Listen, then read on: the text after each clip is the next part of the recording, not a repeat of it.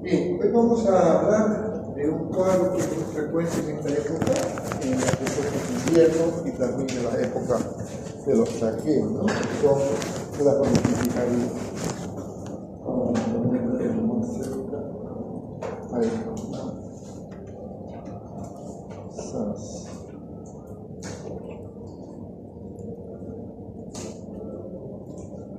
Ahí.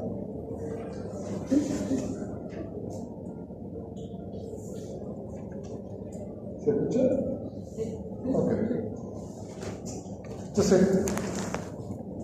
itis, inflamación, agudo crónico, lo definimos con el tema del tiempo.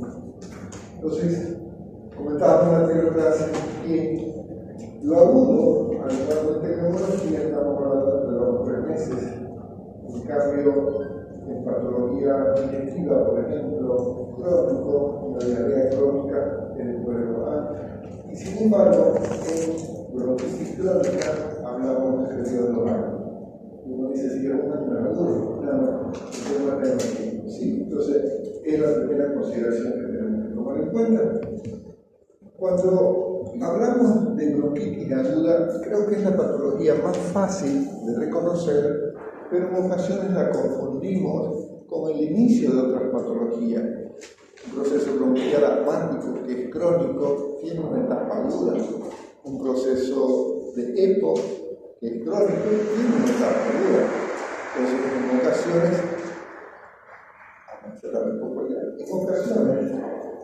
eso es lo que nos hace confundir un poco. Porque ¿qué es la bronquitis? Como el término itis refleja no es más que la inflamación de los bronquios.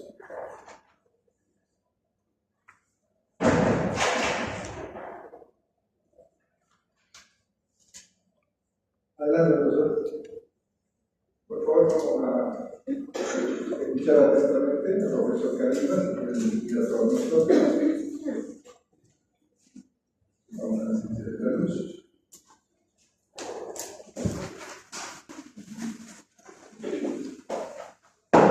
¿Cuántos teníamos tosiendo la anterior clase? 3, ¿no? 3. ¿Cuántos hemos escuchado hasta ahora? 2. Ahora hemos percibido 2. Y hay diferencia. Al final de la clase vamos a analizar ese tipo de tos. Con respecto al compañero le vamos a preguntar si estamos en la recesión.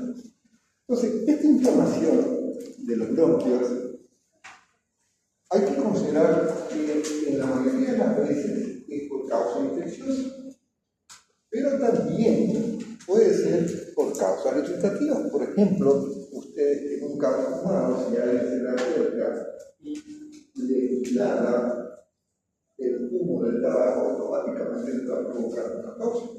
Esa tos es un reflejo de protección de nuestro organismo. Entonces, cuando hay una inflamación, una de las primeras manifestaciones es la tos, como respuesta para tratar de expulsar lo que pudiera provocar.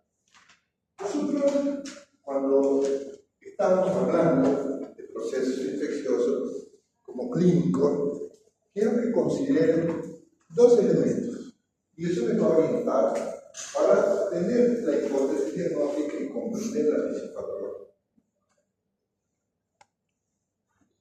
Todo proceso infeccioso tiene un periodo de incubación.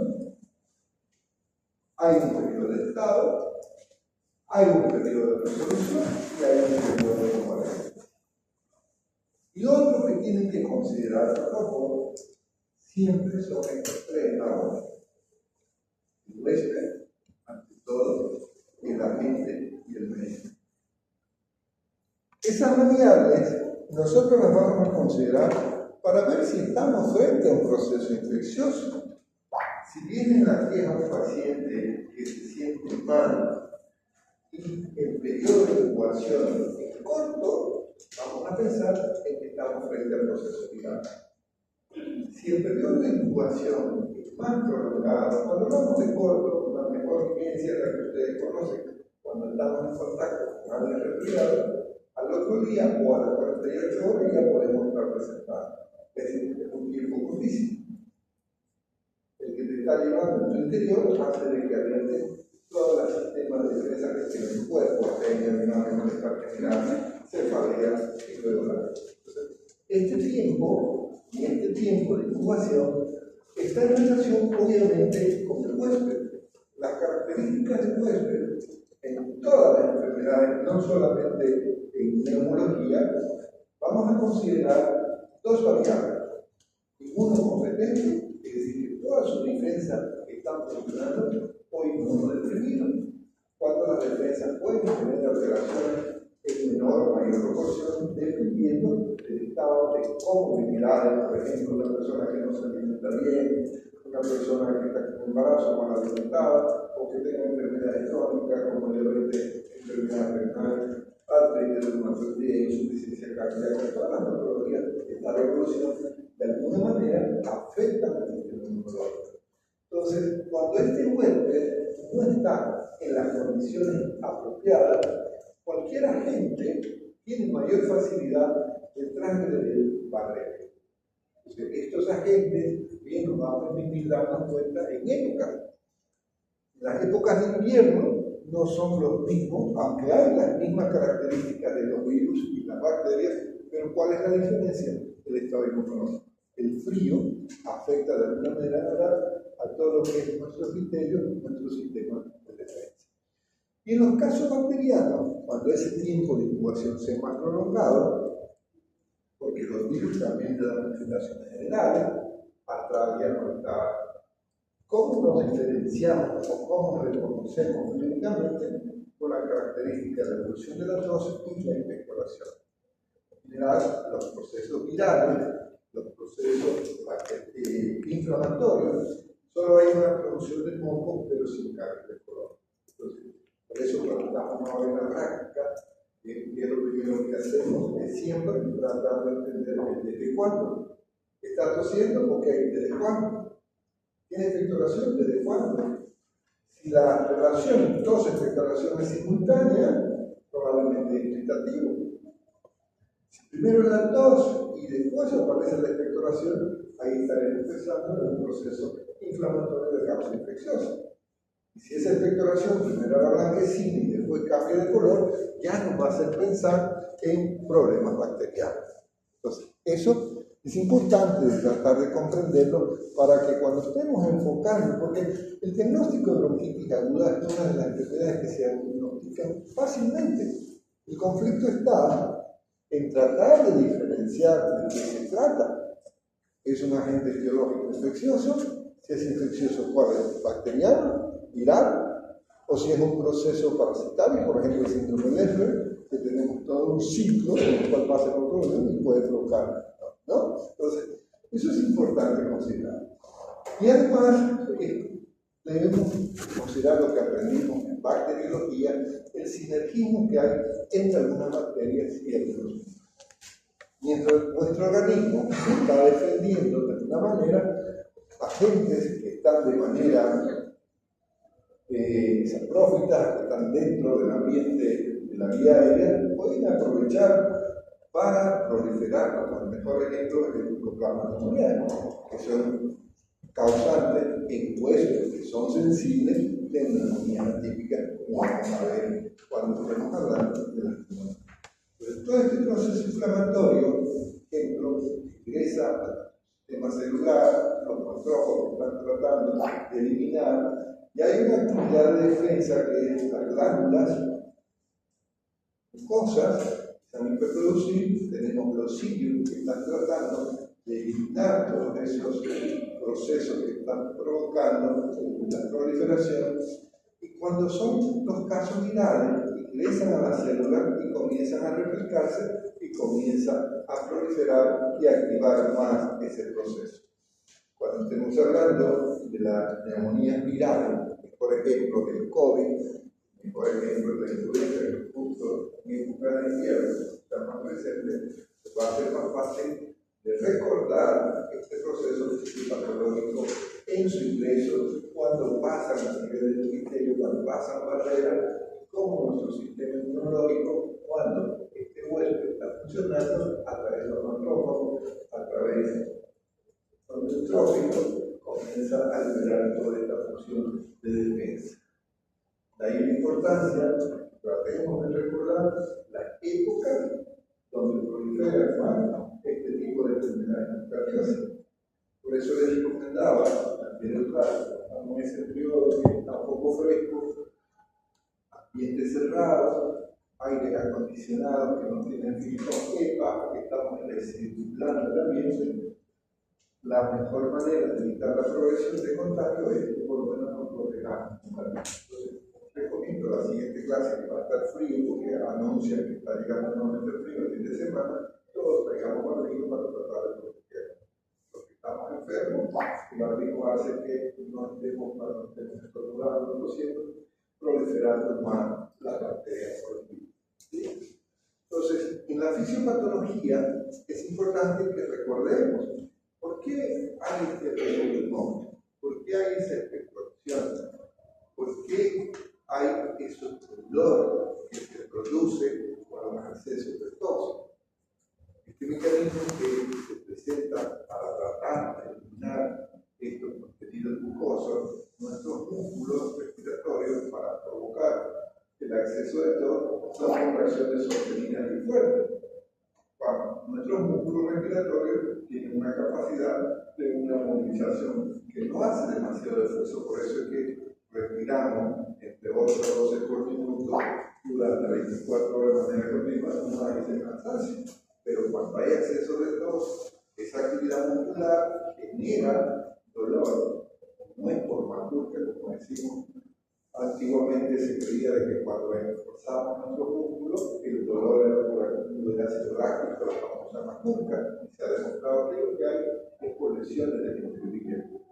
Esa ruptura por esfuerzo igual. Y además, otra causa del dolor es este epitelio, con el acceso físico, la parte de salida, hay infiltración y hay lesión del epitelio. Por eso es que vamos a ver que algunos pacientes en los accesos de tos acompañan de expectoración pneumothoica. Esa expectoración pneumothoica nos está reflejando la ruptura de capilares, por lo cual hay esa liberación de los glóbulos rojos que están dando esas características. El otro elemento que debemos tratar de comprender en la fisiopatología para tratar de entender las manifestaciones es que ese proceso inflamatorio libera mediadores que provocan una broncoconstricción, es decir, contraen como respuesta inflamatoria los músculos del bronquio. Por eso es que pacientes con bronquitis, ¿cómo reconocemos que hay broncoconstricción?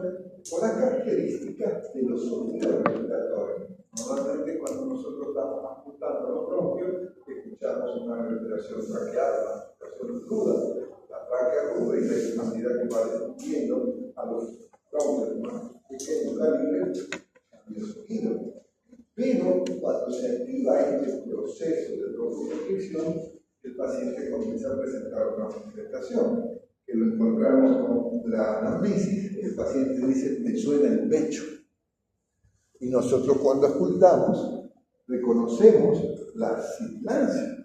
La sibilancia no es más que al obstruirse, al cerrarse la luz de ese bronquio, el pasaje del aire, pues comienza a silbar.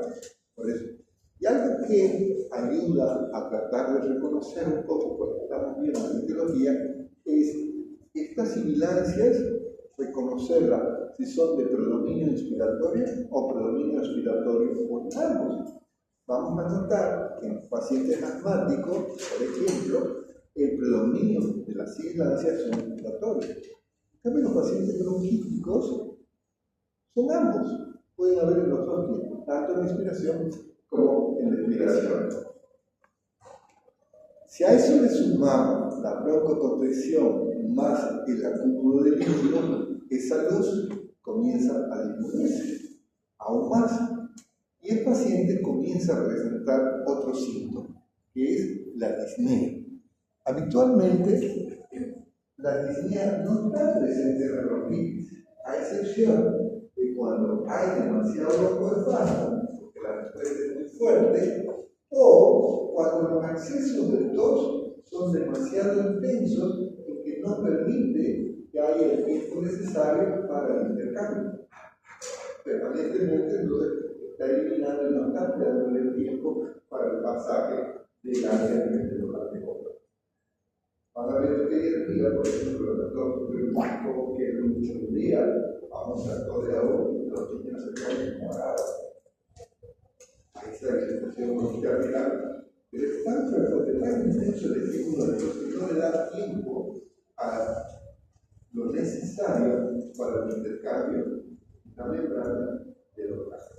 Entonces, cuando el paciente intervencional lo distingue, hay que tomar dos variables. Esto lo pregunto siempre en el examen, porque les he comentado desde el comienzo de que no busco que tengamos una respuesta de memoria, sino que tengamos pensamiento crítico razonable. ¿Cómo diferenciamos, por ejemplo, una bronquitis de un cuadro asmático? Ambos tienen dos, ambos tienen sibilancia. Una de las características es que en el asma, dependiendo de la intensidad, si es un cuadro moderado o severo, va a predominar la disnea, cosa que la bronquitis aguda no es tan frecuente. Puede haber, si el proceso infectivo es muy intenso, puede haber un cuadro de disnea, pero no es lo habitual. Porque hay la disnea, la suma de factores que es mayor de broncoespasmo que en los pacientes asmáticos. Puede cerrarse tanto la luz, contención, acúmulo de secreción mucosa, entonces el pasaje del aire a eso se suma el esfuerzo de las dos, el intervalo de tiempo que debería estar el aire en los alveolos está disminuido. ¿Sí? Entonces, en base a eso, tenemos que entender la clínica. Repito, cuando esté la anamnesis, lo primero que tienen que tratar de comprender es este tiempo, este periodo, el periodo de incubación. Periodo de incubación corto, acompañado de síntomas inflamatorios y vamos a sospechar la posibilidad de una causa viral. Y ahí, aunque no tenemos un papel viral en el consultorio, porque eso se obtiene en el laboratorio, lo siguiente que tenemos que tratar de entender es el tipo de virus, porque el tratamiento no es lo mismo. Si estamos con cuadro viral, el tipo de los SARS-CoV-2 que se influenza versus un COVID, el tratamiento es diferente. A una influenza que vos manejaba, por ejemplo, con oseltamivir, hacemos el tratamiento, o podemos manejarla con amantadina, que es el antivirus más común en los antivirales, versus si estamos hablando de un SARS-CoV-2 del tipo COVID, ahí ya no va a ser nada, ninguno de estos medicamentos que estamos hablando, sino que tendríamos que tomar otro. Habitualmente los procesos son autolimitados. ¿Qué significa autolimitado? Que el organismo, y este huésped está en todas sus capacidades de funciones, que se va a encargar de eliminar ese proceso, sea inflamatorio o sea inflamatorio del mismo proceso viral o bacteriano. Entonces, en la anamnesis, ¿qué es lo primero que tenemos que tratar de identificar? Tiene un número, por favor, doctora. 6. Doctorita, en la anamnesis, ¿qué es lo primero que tiene que identificar en su paciente?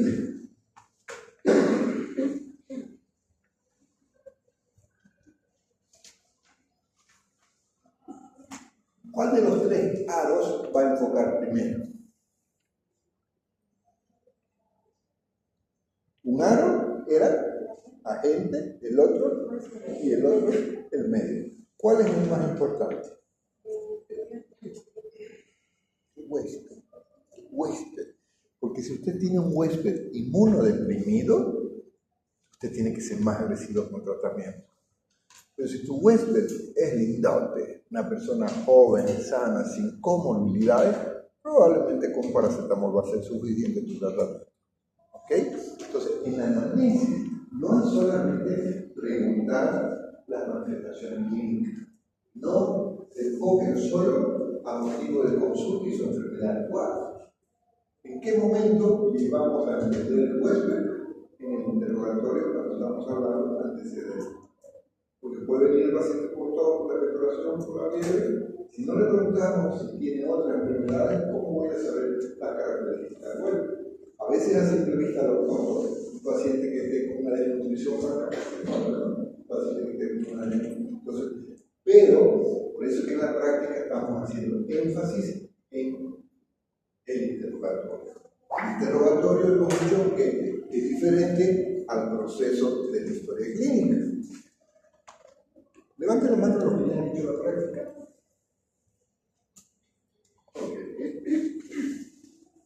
¿Qué es lo primero que hacemos en la anamnesis? Motivo de consulta. Siguiente paso, enfermedad actual. Siguiente paso, antecedentes patológicos. Siguiente paso, antecedentes familiares. Siguiente paso, inmunizaciones y alergias. Siguiente paso, recién veo lo que contiene relación directa, que son los antecedentes no patológicos y los psicosociales que dan una mano. Entonces fíjense que primero comenzamos a valorar las características de la enfermedad. Entonces, el paciente se va a quejar y cuando estemos pasando a limpio y después hayamos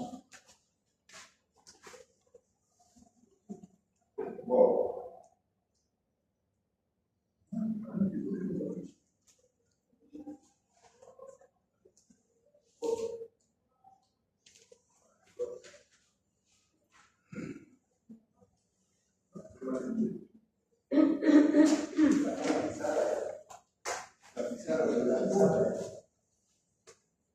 Entonces, lo primero que tenemos que tratar en el interrogatorio es reconocer las manifestaciones primero, síntomas o signos da lo mismo. ¿Sí? Desde el punto de vista de detección de patología da lo mismo. Sí es importante diferenciarlo para ver si realmente es o no. Te cuento la experiencia. Paciente, 14 años, debilidad, avión, síndrome convulsivo. Intubado, sedado por estatus convulsivo. Me cuentan los datos que el año pasado se aplazó, ahora lo veo con una profesora, porque estaba mal de esa materia, después lo encontraron a la 1 de la mañana tirado en una calle, al jovencito, celular, diciéndole a su amiga que no era buen hijo, una cosa negativa. Si no identificamos bien las manifestaciones, cuando vi el video, 99% le digo a mi colega, porque la mamá lo firmó, de la convulsión. Eso no es convulsión. ¿Se imagina una mala anamnesis? Si solo interpreta signos, ves que tiembla y eso es convulsión, ese jovencito intubado. Y por mala suerte, vía central y un motor, más complicación.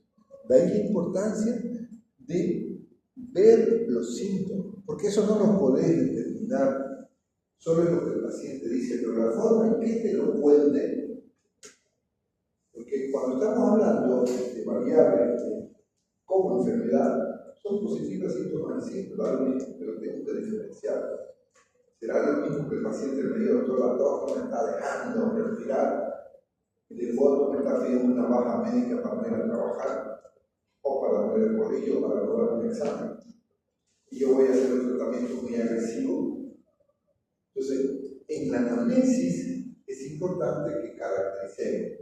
Solo en el mapa conceptual agarramos un síntoma y signos sin el detalle.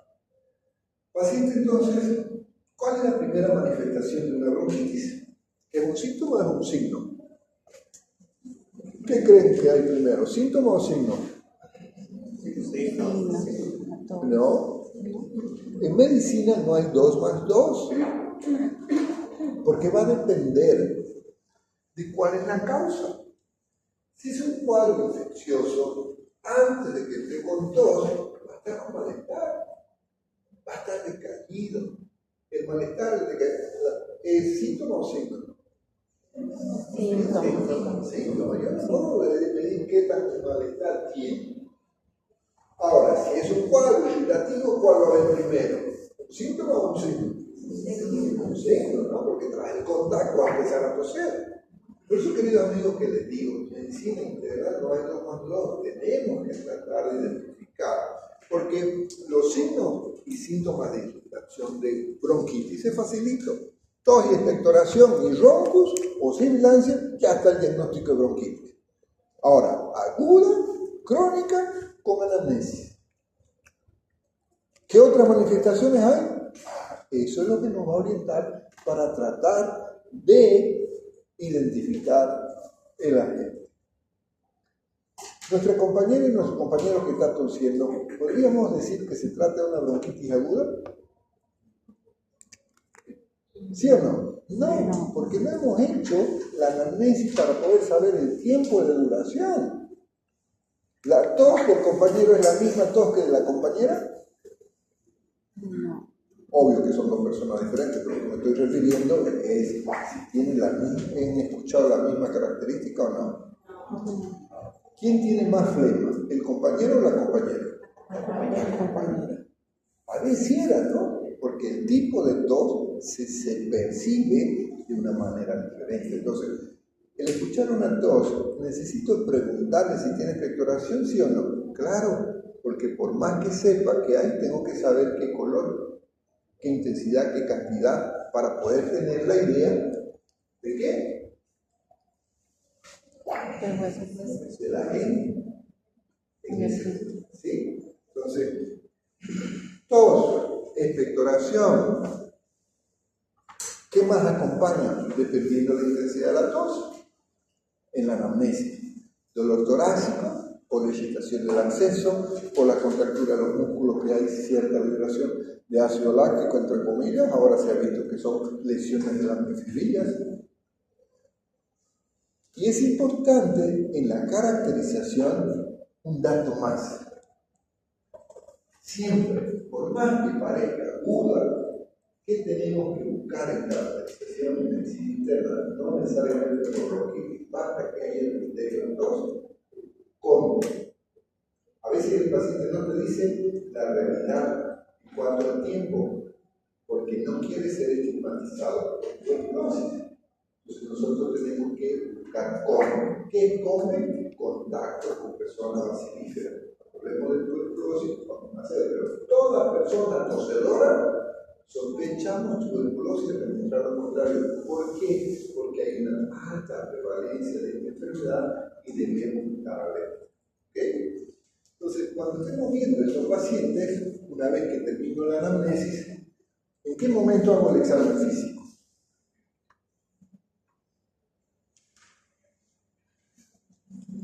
Número 6, ¿otro número? 7. 1, 2, 3, 4, 5, 6, 7. Compañera, en la anamnesis, ¿en qué momento hago el examen físico?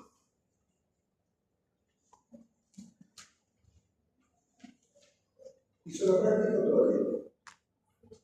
Entonces ahora responderlo.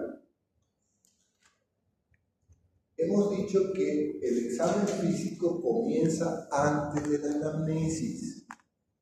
El momento que me acerco, buenas tardes, buenas noches, buenos días, soy el doctor Toledo, ¿cómo es su nombre? ¿Cuántos años tiene? ¿A qué se dedica? Solo esas 3 preguntas comienzo a darme cuenta del estado mental, si me entiende, etcétera. Ya estoy mirando. Entonces, pero cuando ya comenzamos el examen regional, termino la anamnesis y ¿qué continuamos, compañeros?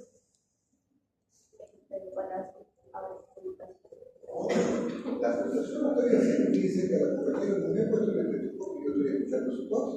Ya estoy haciendo la ocultación directa y indirecta son las 2. Pero para entrar a la parte de ver el detalle del examen físico, salud, me pongo algo.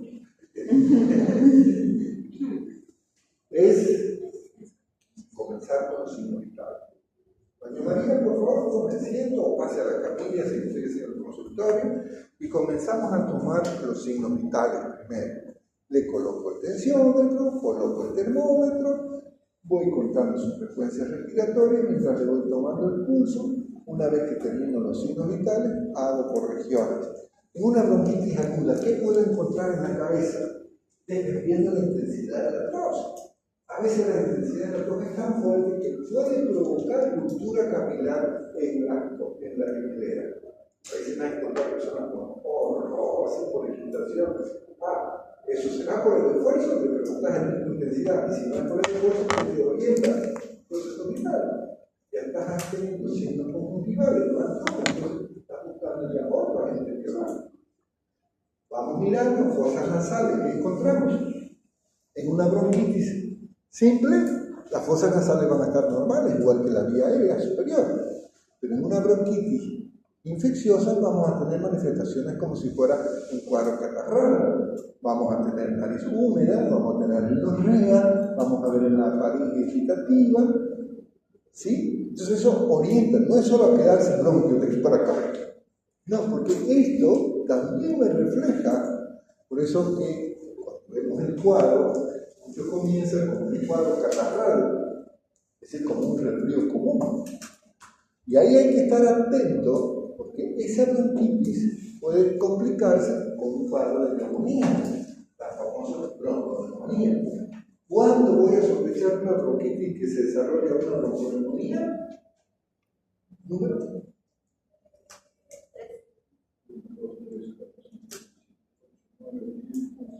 13, compañero. ¿Qué? Compañera, ¿cuándo sale del proyecto? Compañero, ¿cuándo usted va a pensar que esa bronquitis está desarrollando una bronconeumonía? ¿O le puede desarrollar una bronconeumonía?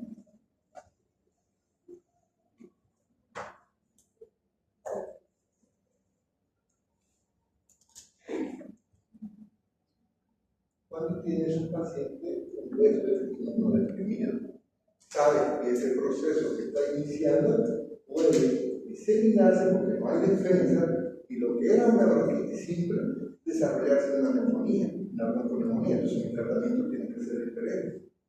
Por eso es que insisto que tomen en cuenta estos tres pasos cuando estén con el paciente, para no quedarse solo con esto, porque decir bronquitis aguda es facilito.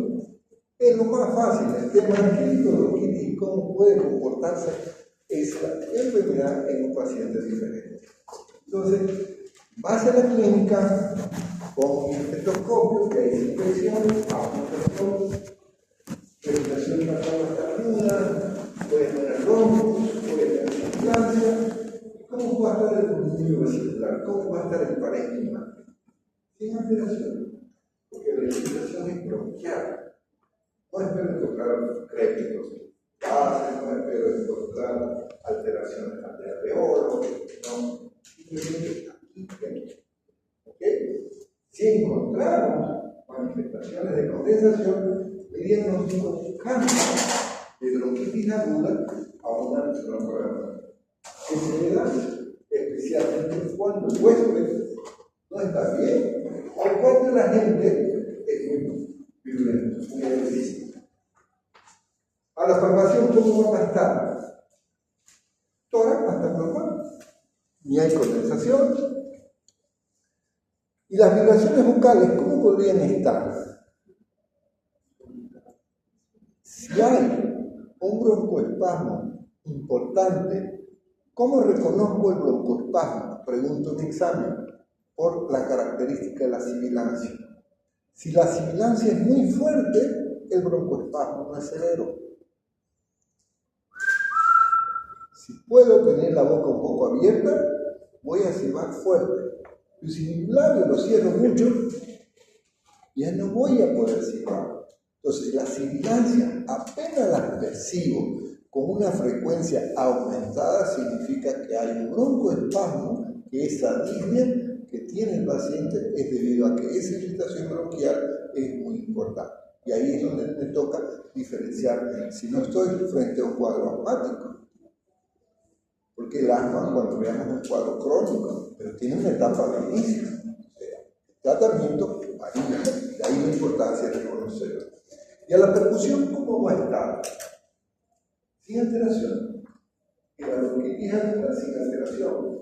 A no ser que tengamos un paciente broncopata crónico o eco que esté haciendo una reactivación del cuadro, pero sobre la base del cuadro crónico, entonces ahí tiene un tórax.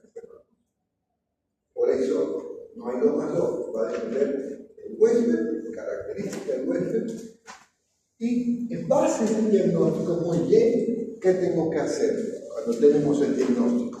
Apliquemos la primera clase de práctica. ¿Qué hacemos cuando tenemos ya el diagnóstico? Levante la mano. No es rumores. Si quiere hablar, levante la mano para que podamos escucharlo mejor. Apliquemos lo que venimos haciendo. Vamos uniendo el uso. ¿Nadie? No. Todavía. Laboratorio para confirmar o para descartar. No, los laboratorios. Ley 3131, ¿qué nos dice los derechos del enfermo? Consentimiento informado. Entonces, doña María, don Pedro, don Carlos, miren, por lo que me está contando y lo que he examinado, nos da la impresión diagnóstica que usted está con un cuadro de bronquitis aguda. Consentimiento informado. Informado significa que tengo que decirle al paciente. Y en base a eso vamos a tomar una conducta, mire, vamos a hacer este tipo de tratamiento. Ese es el consentimiento informado. Eso es lo primero que hacemos cuando estamos terminando la entrevista. Porque si el paciente me dice, no quiero eso, ¿para qué voy a hacer receta? ¿Para qué voy a hacer laboratorio? ¿Comprende? Entonces, aplicamos la ley 31 con los derechos del paciente, consentimiento informado, y ahí, dependiendo del huésped, si tengo un huésped sano, que es simplemente un cuadro irritativo porque tuvo inhalación de algún perfume, humo, etc., o es un cuadro infeccioso, sé que no, voy a dar antibiótico. Pero si el huésped es un inmunodeprimido, sí tengo que plantearle una hipótesis diagnóstica con tratamiento e inclusive con métodos complementarios. Cuadro en el examen, cuadro de bronquitis aguda en un paciente inmunocompetente, tratamiento sintomático, nada más. Bronquitis aguda en inmunodeprimido, ahí cambia la cosa. Ahí tengo que buscar cultivos, antibiogramas, como vamos a ver enseguida. ¿Sí? Entonces, hacemos sintomático. Quiero hacer la pizarra, pero me da vergüenza pintar, no puedo pintar. Vamos a hacer pizarra pintada. ¿Sí? Ok, escriban, por favor. Vamos a hacer pizarra pintada.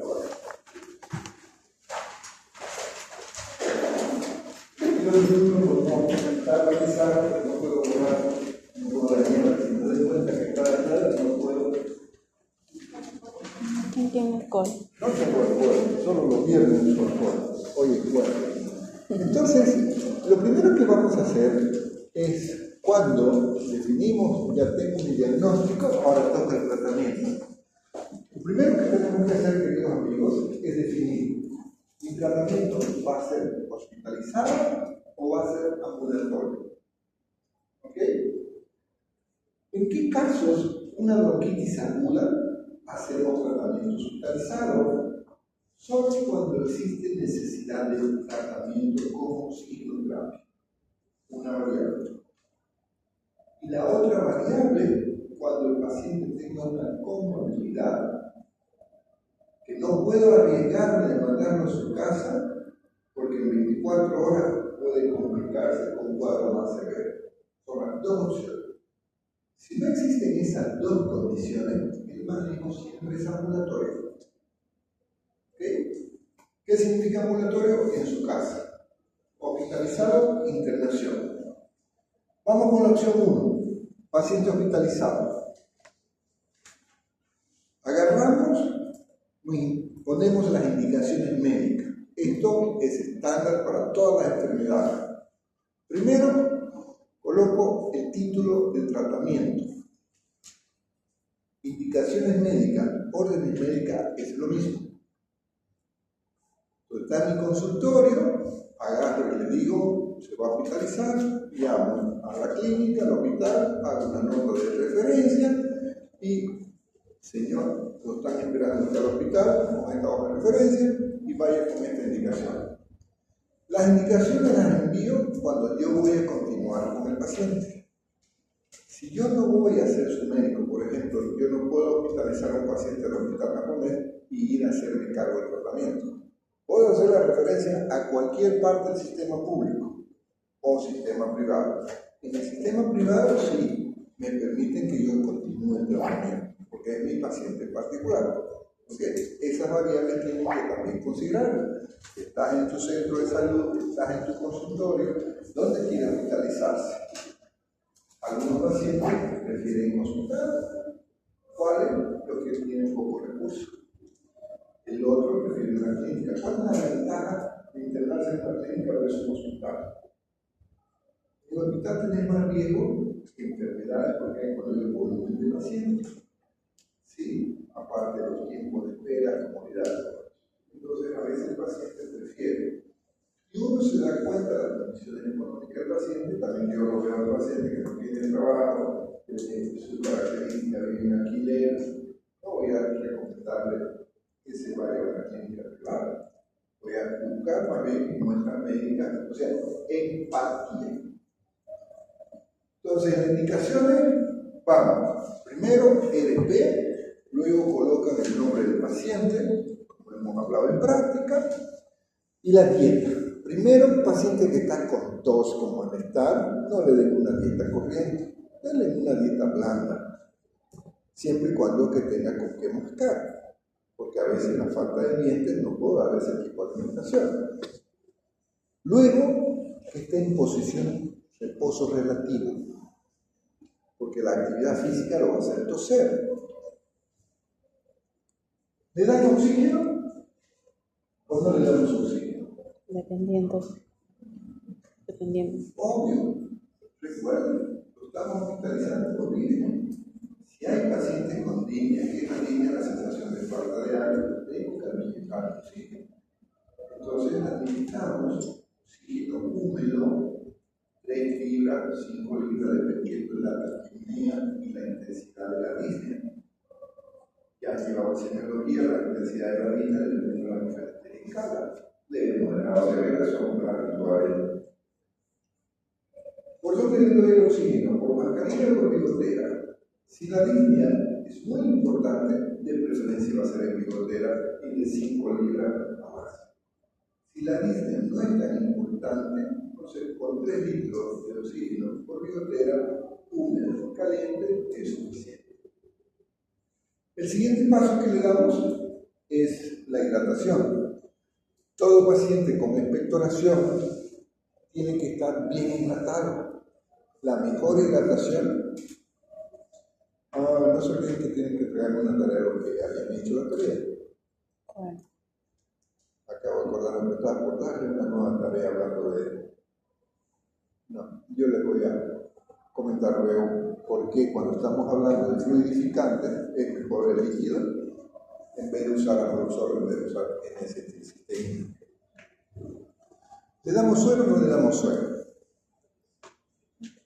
¿Para qué son los sueros? Para hidratar, para poner electrolitos o para dar calorías cuando el paciente está en NPO. ¿Qué es NPO? Nada por llorar o dieta cero. Entonces, como el paciente lo estamos alimentando y lo estoy hospitalizando, ¿por qué lo estoy hospitalizando? ¿Para darle oxígeno solamente o le voy a dar antibiótico? Si lo hospitalizo, probablemente le voy a dar un antibiótico. Entonces, ¿le colocamos suero o le colocamos vía? Vía.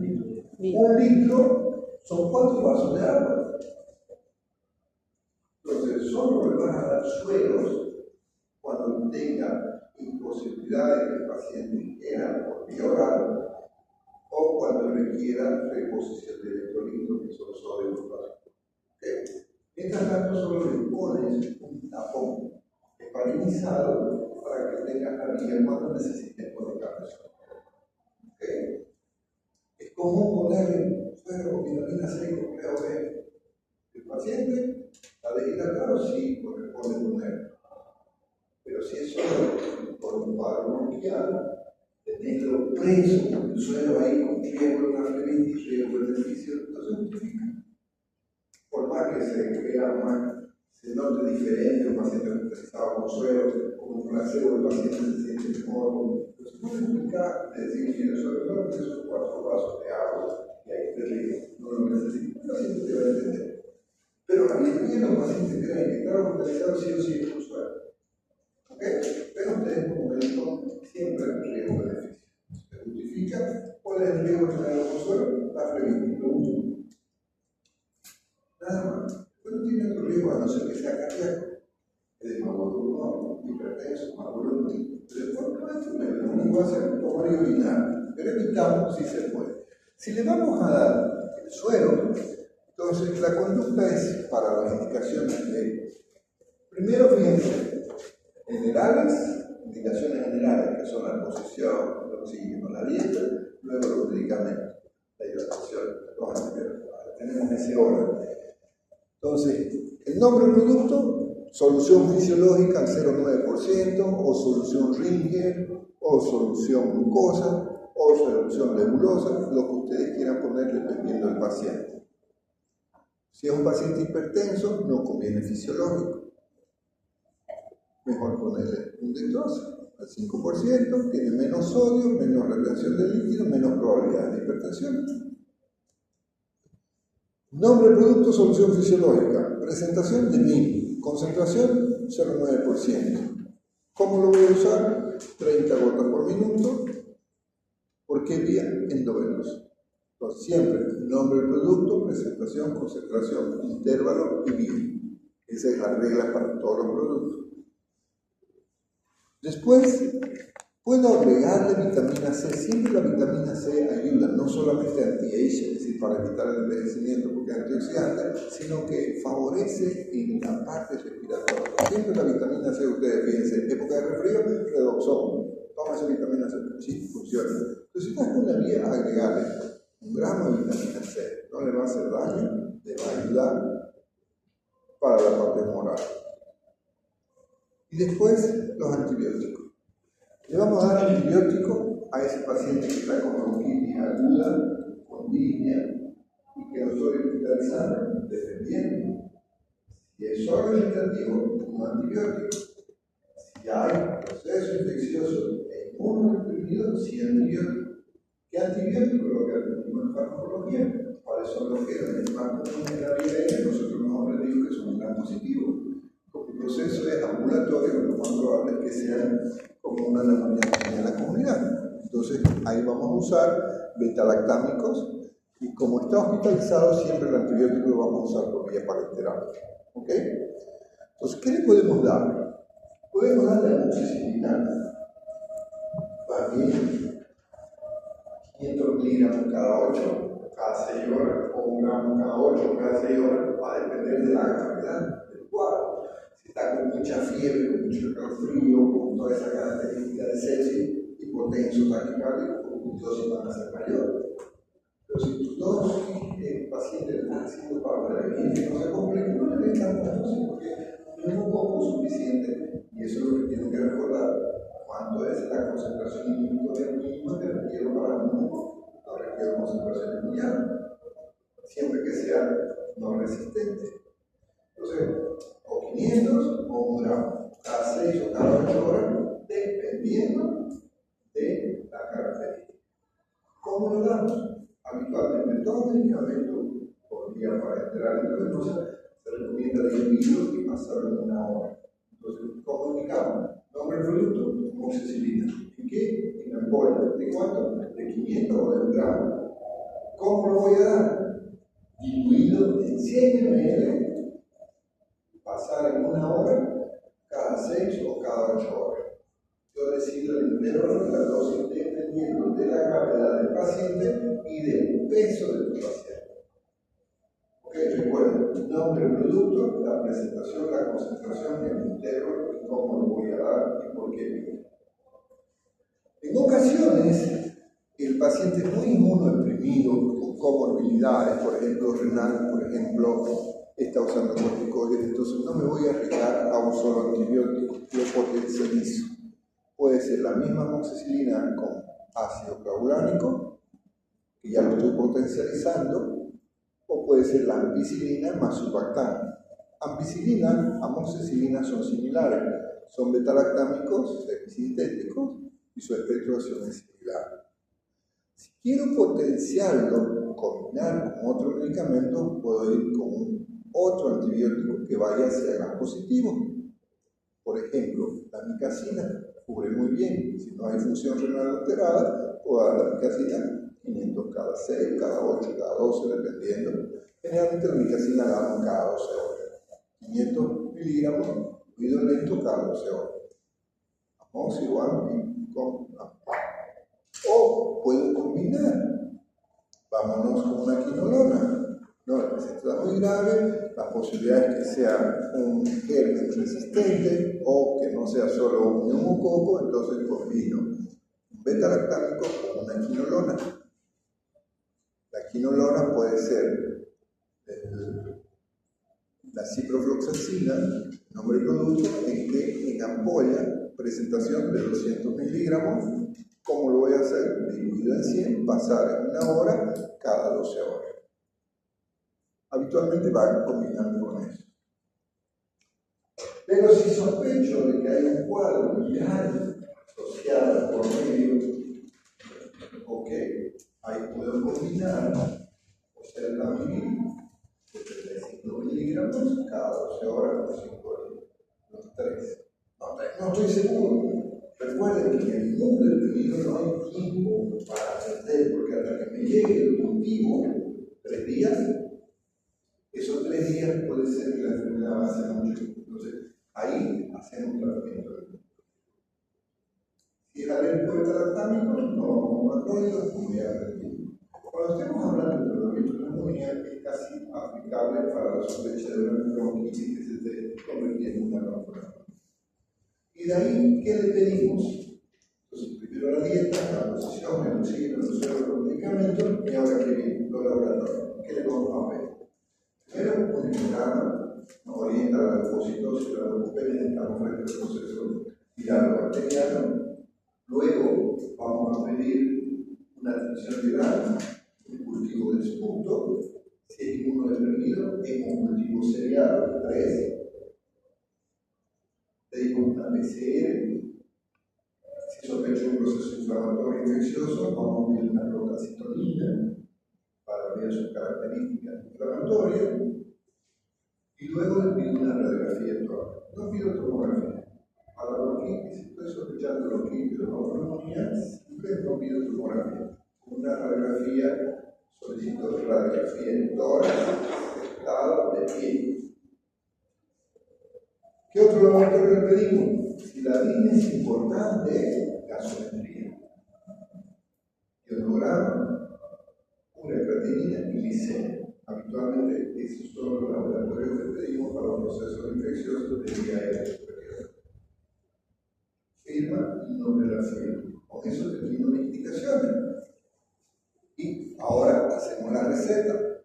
Fijo en mis indicaciones que estoy pidiendo.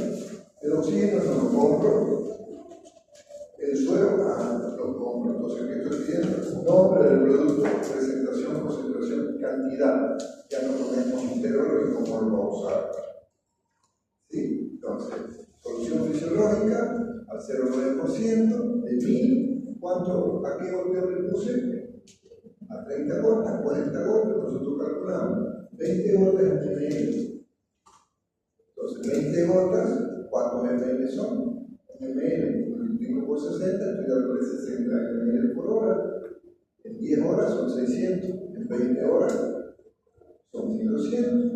4 horas que me faltan, 6 por 4, 24. Entonces, generalmente, 2 suelos. Y un tercero para la reposición de pequeño horario. Entonces, cuando pido 20 gotas, son 2 suelos. Tampoco ya lo va a tener más cercano. Si es a 30 gotas, son pequeños. Entonces, ustedes hacen el cálculo. Si el paciente está con una fiebre, es difícil sacar, que no está tomando mucho líquido, la fiebre, el caliente, no quiere tomar agua, ok, no, me recuerdo del suelo. A 40 gotas, 50 gotas, porque el tenemos multiplicante de X. Entonces ahí ustedes en la receta definen qué cantidad van a comprar en base al goteo. Recuerden, 20 gotas a 1 ml, 30 medias gotas a 1 ml, 60 microgotas de ml. Depende de qué estoy usando.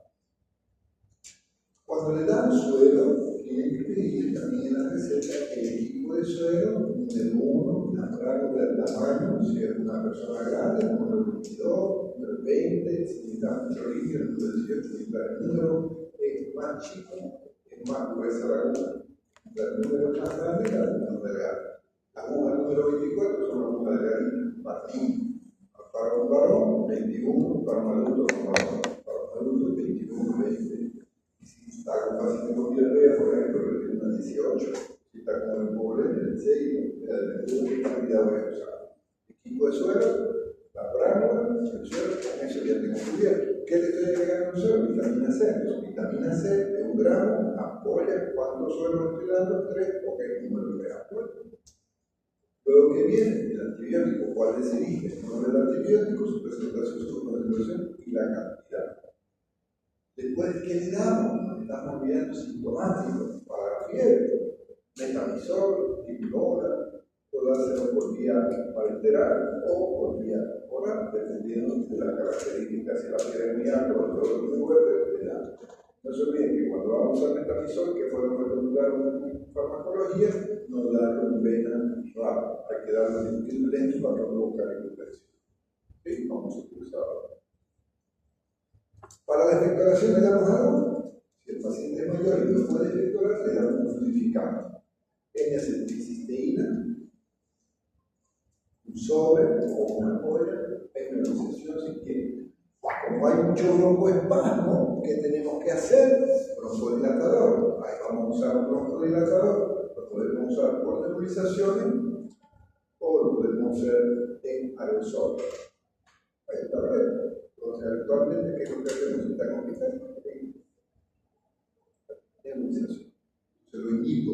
Nebulizar con 5 cc de solución fisiológica más 20 o 30 o 40 gotas de broncolipatón atropello. Para una bronquitis aguda no necesito hacer un broncolipatón provocado y combinarlo con corticoides. Si la inflamación es muy fuerte, el proceso irritativo, el paciente tuvo un incendio, aspiró mucho químico, entonces demasiada irritación, ahí es posible que le agreguen un corticoide. Nada, lo que hemos aprendido en fármaco. Luego, firma y tiene que ir en la mañana y en la noche controlar a su paciente o a veces más seguido dependiendo de la enfermedad. Ok, vamos a hablar de paciente que no necesita hospitalizarse.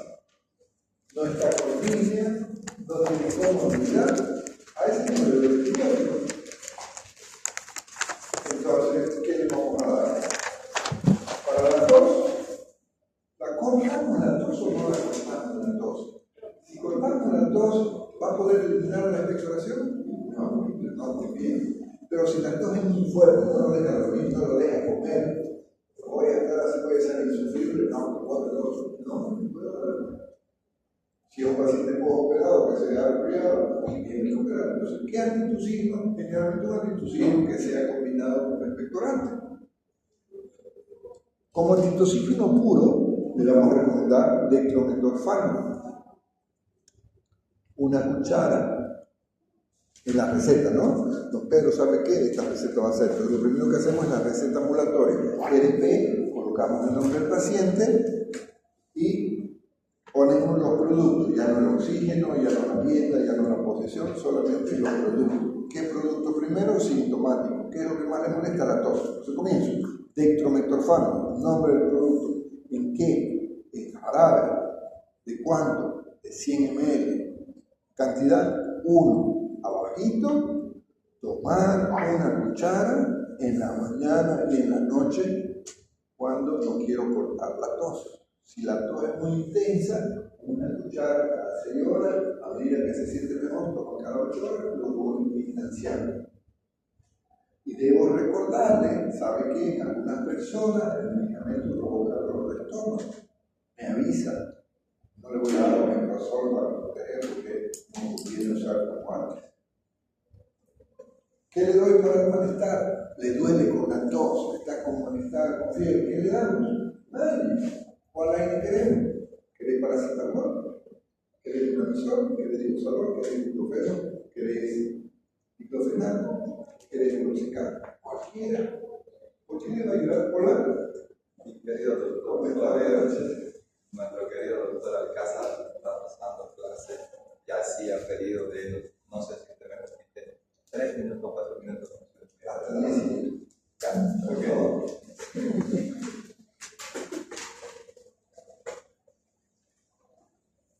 Muy bien, jóvenes, gracias por todo. Miren qué cosa más rara la que me toca hacer. Y me dicen que ¿qué hace Pulpo acá? Los que me conocen ya saben. Espérame un momento. Voy a hacer amigo. Hemos notado, lo que lo conocemos, notamos que está con un poquito de información, por lo que está más fuerte, entonces vamos a hablar. Sí, esto. Claro, por ahí, Ya. está más fuerte. Oh, gracias, querido doctor. Muy bien. 4º año. El doctor Alcázar trabaja en una propuesta bajo 3 ejes.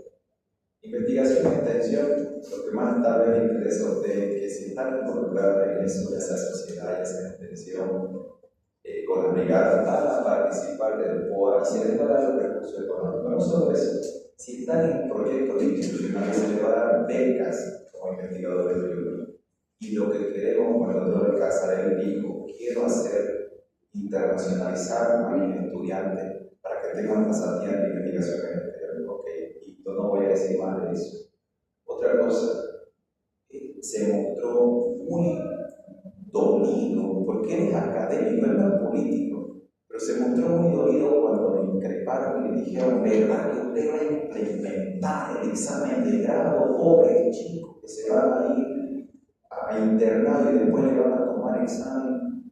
El doctor se quedó ahí pasmado. Yo nunca dije eso, lamentablemente es político. Y ya, que digo, escucha, qué gente, ¿no? Decir eso no solamente es desconocer la institución, porque la graduación en medicina para las universidades estatales en Bolivia es internado obligatorio. Eso no se cambia nunca. Pero lo que más me agradó del doctor Alcázar fue, tal vez muchos no saben, y a ustedes ya les toca irse. El doctor Alcázar me dijo, ¿sabe qué, Hernán? Lo que quiero hacer es continuar con el proyecto que te han apoyado la legislatura y el doctor López, el de la red global de médicos.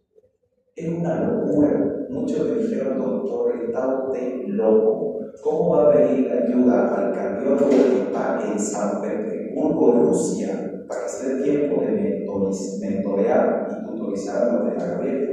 O al que está haciendo traumatología en Sao Paulo, o al que está haciendo medicina nuclear en la Universidad de Bolonia, Italia, o al que está haciendo tecnología en Massachusetts, o al que está en neurocirugía en México. Yo le dije, es que no le voy a pedir ayuda a su título, sino a mi amigo, a ese estudiante que estuvo como ustedes están aquí, y que ahora cuando me escuche decir, maestro, ¿cómo está? Y me han aceptado. Y le dije, vamos a hacer una red de tutorías y mentorías para que usted me diga hoy día dónde quiere irse, si quiere a Bolivia, si quiere a cualquier parte del mundo, qué especialidad quiere, y que tenga por medio de grupo WhatsApp una mentoría y una tutoría a distancia que le permite ir preparándose académicamente y todas las cosas que tiene que hacer. Y me dijo el doctor Oropesa, me preocupa que cuando yo me salga, estos proyectos no tengan continuación. Y el doctor Alcázar dijo, ok, si yo entro, vamos a hacer con el decanato, miren lo importante que es trabajar en coordinación. Vamos a hacer lo que se llama, primero tú tienes que tener una personalidad jurídica para esa red global de médicos, para hacer un convenio con decanato interinstitucional y que sea legal lo que vamos a hacer. El doctor está muy emocionado. Y lo que a mí me duele y por lo que vine acá es para romper las redes de odio que empezaron a crearse. Y al del 4º año yo le voy a ser directo. Le dije a los alumnos del doctor Alcázar, el doctor Alcázar es una persona muy correcta, nunca va a ofrecer punto ni nada, porque eso es un daño para el estudiante. Pero ¿sabe qué? ¿Cómo se va a sentir usted si fuera docente? Yo soy docente invitado a oficio. Y esto no me lo invento, está en las redes sociales. Si viene una candidatura y gente que acompañe esa candidatura a empezar a sectorizar algo que debería ser una fiesta democrática con rivalidades de decir, no, que vamos a destruir las logias docentes y que estoy a favor de los estudiantes que necesitamos entrar. Ese discurso proselitista, demagogo, populista, porque te dice lo que quieres escuchar, pero no lo que te hace bien. Lo único que hace es ganar de gente en contra. Y yo le dije, claro, el doctor Alcázar va a ganar el docente. Es un hecho. No porque los otros candidatos no sean probos, porque creo que cada candidato tiene algo bueno, sino porque hay ciertas candidaturas que estrellándose con los docentes lo único que hacen es que los docentes tengan miedo que nos atropellen la institucionalidad. Y eso no lo vamos a ver. Ese discurso te sirve para ganar un centro interno, te sirve para charlarse a los chiquitos de primer y segundo año, pero a docentes que respetan la academia y la institución no te sirve. Por eso les digo, va a entrar a segunda vuelta. Y en segunda vuelta lo que menos quieren es esas personas que hacen uso de la mentira. Yo no sé por qué. Es que ustedes no tengan más elementos para pensar con criterio. Y yo les hablé de propuestas, y un montón, pero propuestas para ustedes, porque yo les digo a los chicos, aquí voten por el que desee votar, pero antes de votar, no voten por odio de otras personas. Porque el doctor Alcázar no es académico y no está hablando mal de nadie. Y las personas que hablan mal de él, en los pasillos los saludan como si nada hubiera pasado. ¿Y en qué queda la red de odio? Entre ustedes. Por uno o por otro color ustedes se miran feo y ya van a ser médicos, ya van a salir a ese mundo donde si no tenés una red, te hundís. Y lo único que yo quiero acá, porque aquí hay mucha gente que me tiene ganas, hay mucha gente que me dice ya hay que sacar a Pulpo de acá, yo no sé por qué. Será porque cuando empiezo a abrir la boca empiezo a mover pensamiento de criterios. Y lo único que yo quiero es traerte otros médicos para que te ayuden. Va a haber un curso de inducción al internado rotatorio. ¿Cómo? Con médicos que me han dicho, yo amo tanto la Gabriel Renato, que gratuitamente quiero ir a dar un curso, quiero dar inducción, porque amo mi universidad. Pero lo tenemos que hacer legal. ¿Y saben qué, chicos? Otro por que desee. Pero escuchen no solo la propuesta, sino que vean los equipos de trabajo. No se construye un sueño grande diciendo yo puedo todo, yo lo hice solo. No, es con equipos de trabajo, docente, administrativo, estudiantes. ¿Y saben qué? Estudien. No les quiero decir que Bolivia no va a mejorar, pero en el corto tiempo no va a mejorar. A largo plazo sí. Y que valga la pena las pestañas que se han quemado todos estos años. A mí me da cosita ver un médico aquí rogándose para ganar 2.000, 3.000 bolivianos. Y otro médico en Brasil ganando 5.000, 10.000 dólares. Y yo lo vi crecer, yo lo vi así como ustedes. ¿Y saben cuál fue la diferencia? La única diferencia fue el animarse. Porque tienen capacidad. Y el empujarlo un poquito. Yo al doctor Alcázar recién lo conocí. Pero cuando vi la calidad de persona que era, yo dije, va a hacer todo por los chicos. Yo dije, bien, doctor, todo mi apoyo. Pero cuando vi que de mala me lo quería destrozar a él, doctor, yo no lo voy a dejar solo. Y no me importa si me destrozan a mí más, pero por amor a esta academia no lo voy a dejar solo, chicos. Espero que voten bien. Porque de que va a ganar la plaza, va a ganar la plaza. No me cabe duda. No lo veo ni desesperado al doctor, sí preocupado por su institución. Espero que el discurso de odio no cale en los estudiantes. Confío en cuarto y quinto año, porque a eso no se la charla a nadie. Gracias, chicos.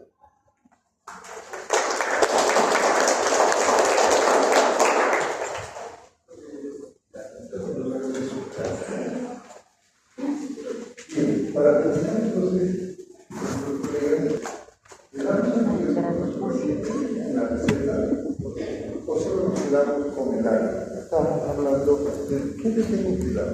Si el paciente está con fiebre, de preferencia el aire puede escoger por la noche. 5 minutos, ¿verdad? Gracias. Si el paciente está con fiebre, vamos a escoger un aire que tiene acción antipirética y también antiinflamatoria. entre paracetamol y ibuprofeno, ¿cuál preferiría? Los dos sirven para la fiebre, pero el ibuprofeno no tiene mejor acción antiinflamatoria que el paracetamol. Entonces, en ese caso, si la agitación está muy fuerte, la molestia está muy fuerte, el dolor está muy molesto, por la tos o por el tema de la agitación arterial, de preferencia damos ibuprofeno. ¿Cuánto le damos? 400 o 600, dependiendo del peso del paciente. Si es una persona de 50 kilos de no, con 400 es suficiente cada 8 horas. Si es una persona de 60 kilos para arriba, debemos de 600 cada 8 horas. ¿Le doy antibiótico o no le doy antibiótico? Nosotros les dije hace un momento que los pacientes que se hospitalizan sobre el antibiótico. No. El paciente que hace una exploración purulenta no da ninguno del entendido. Y yo digo que la exploración verde es amarilla, demasiado signo inflamatorio de que el microbioma muscular se sale a falta de ritmo. Ok, ya veo un antibiótico. Pero no lo hospitalizo, porque no está hiperprevenido, porque no tiene hegemónica conmigo. Entonces, que antibiótico le damos, que es lo que estamos utilizando, contra el volvemos a qué? A la anemia. Y a ella está positivo. Entonces le damos un beta-lactámico, pero ya no para enterar. Amoxicilina, 500 cada 6 o cada 8 horas, o 1 gramo, dependiendo del peso del paciente. No hay amoxicilina, ok, dale ampicilina, le va a ir muy bien.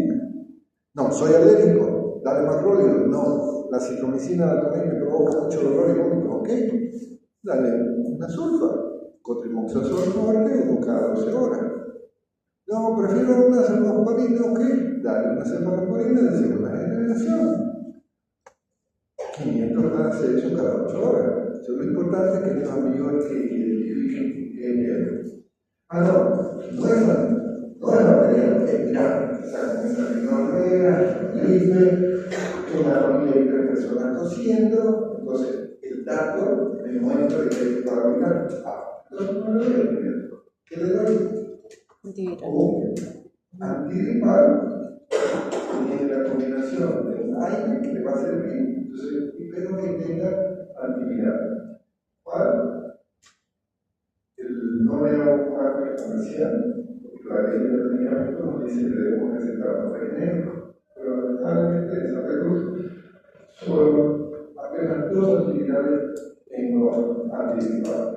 El más común es el antifludes, que le damos uno cada 6 horas por 5 días. El referente no trae la manfarina. Entonces, queridos amigos sintomáticos, tratamiento, es decir, tiene dolor, tiene. ¿Y cuánto tiempo le voy a dar al antitusino? El más tiempo corto que se pueda. Necesito que la tos esté, porque es un mecanismo de defensa. Tiene que inspectorar, tiene que eliminar esa secreción, porque si la secreción se acumula, tiempo de colonizar bacterias, luego crear tapones a nivel de bronquios y eso nos provoca la famosa desesperación. ¿Cuánto le voy al paciente? 2 días. Si no tiene problema, 2 días. ¿Va a volver el paciente? No vuelve. ¿Qué se siente bien? Entonces me aseguro. Pero cuando haya dudas, por favor, no le den tratamiento para los 5 días, para los 7 días, porque si no lo tolera, está gastando. Entonces, cuando el paciente está operado, su receta son 5 días y no vuelve, no gane una consulta. Pero si tenés duda, es un proceso infeccioso y existe cierto riesgo que se complique si paro en 48 horas para su control. Que él no venga es otra cosa, pero vos cumplir para notar la historia clínica control en 48 horas, sea contigo o sea con otro colega. Vos se lo experimenta. Y cuando sospeché el microplano, ya recordaron la radiología del microplano, ahí de preferencia sí o sí va a ser macrólido.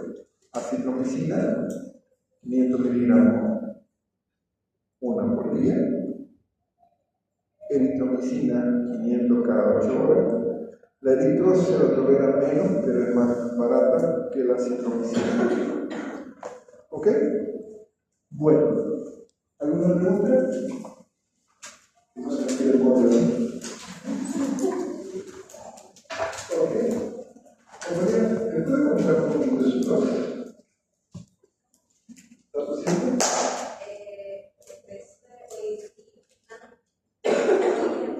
Oye, entonces, si está empezando, ¿cómo sabemos si tiene que bacteria no viral? Incubación. Manifestaciones generales. Desde la cabeza, el apéndice está pegado, está decaída, está decaída.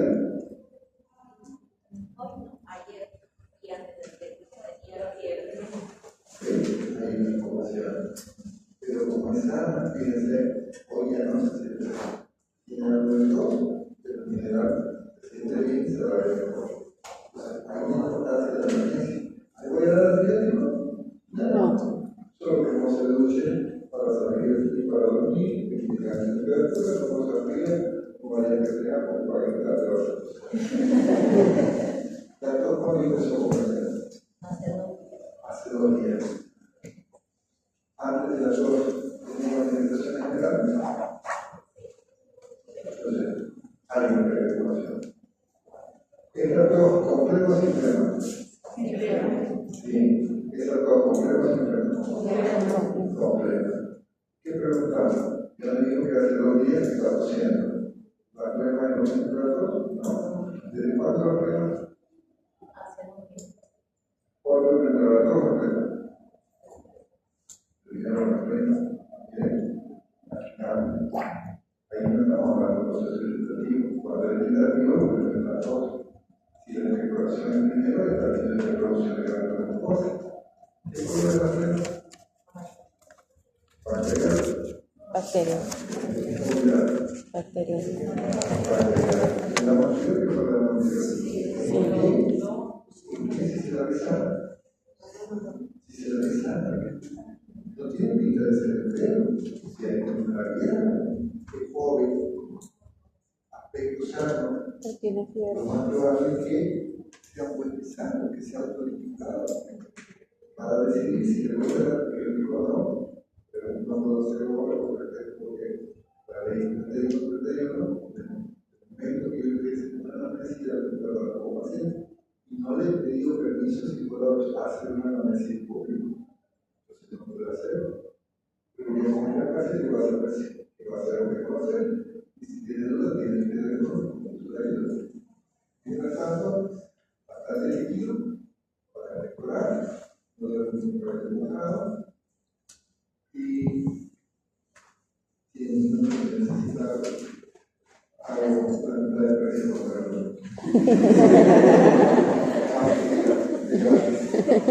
que tenga buenas noches. Nos vemos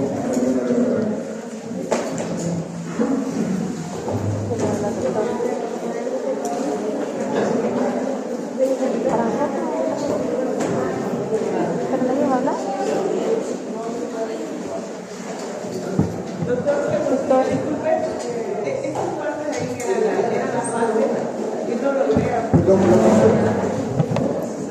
Perdón, por favor. Jóvenes. Por favor.